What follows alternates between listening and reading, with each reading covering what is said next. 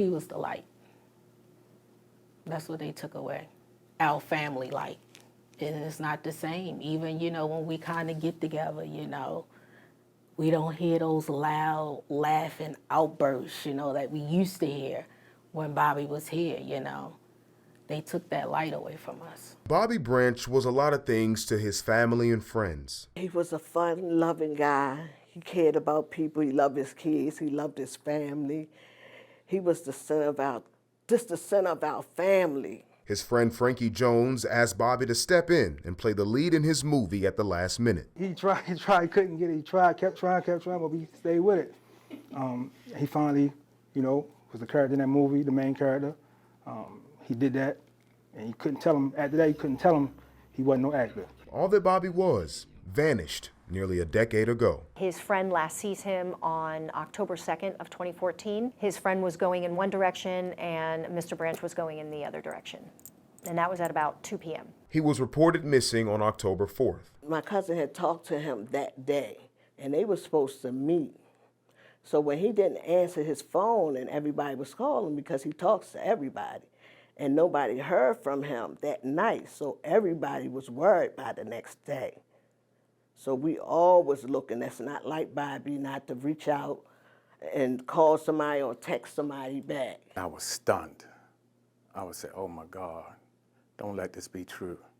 Because I go back to thinking about when I seen him on the strip. And I said something was there. And as the time went on and looking for him, the grief got harder and harder. The grief would continue, even when they got the answer to the question, where was Bobby?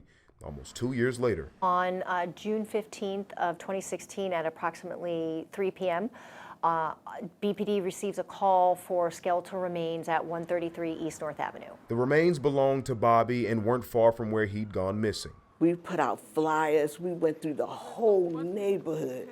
We even put a flyer by where he was found. So that we had that whole area, the whole family came out. But the discovery of Bobby's remains didn't answer other questions. It's challenging, right? Because at this point, there's no video surveillance. No witnesses, you know, have come forward to report anything. And in this particular case, unfortunately, there's no DNA.